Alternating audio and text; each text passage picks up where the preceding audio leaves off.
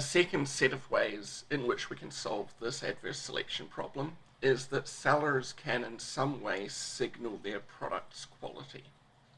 A signal in this sense is something costly that a seller does, that a seller with a good quality product or service would be willing to do, but someone with a low quality product or service would not be willing to do.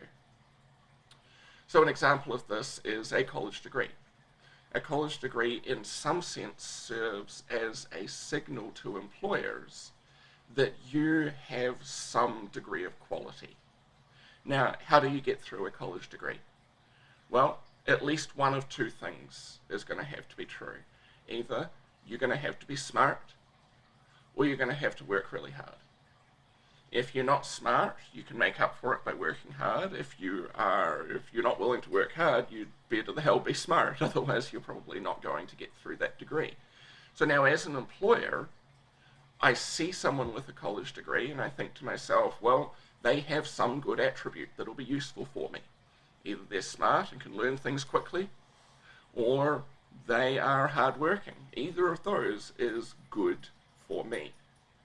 Somebody who isn't smart and isn't hardworking finds college too difficult, or if you like, too expensive to complete. And so seeing somebody with a college degree can serve as a signal of quality to a potential employer. Now, an interesting feature of this is that the college degree by itself can be entirely useless. Now, that's perhaps not a ringing endorsement of my profession, but one of the things that we can learn out of this is a college degree doesn't actually have to teach you anything to have value. It can still have value as a signaling mechanism to employers. Second one there, a seller could advertise. Why would this be a signal of quality? Well, if you advertise, you must believe that you're going to get the value of that advertising back. Imagine you see a new product advertised during the Super Bowl. Those Super Bowl ads are incredibly expensive. Last I saw, somewhere in the $6-7 million range for a 30-second ad. If you have a crappy product, you're very unlikely to be willing to drop $6 or $7 million on an ad, because people will quickly find out that your product is low quality and will not buy from you. So that advertising can serve as a signal of quality because it's something that only good quality sellers would be willing to do.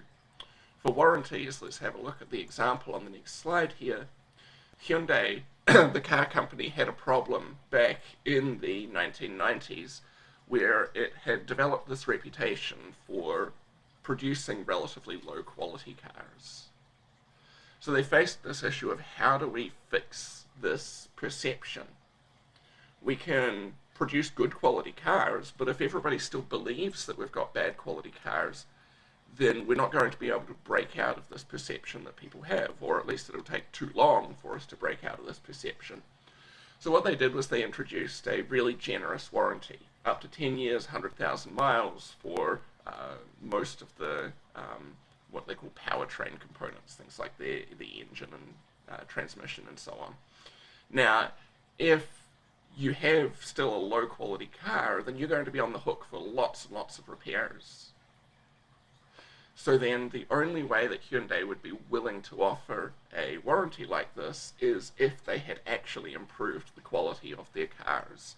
And so then by offering this warranty, they could signal to buyers that they had genuinely changed something, that they'd put their money where their mouth is, and thereby allow those buyers to be willing to trust them again.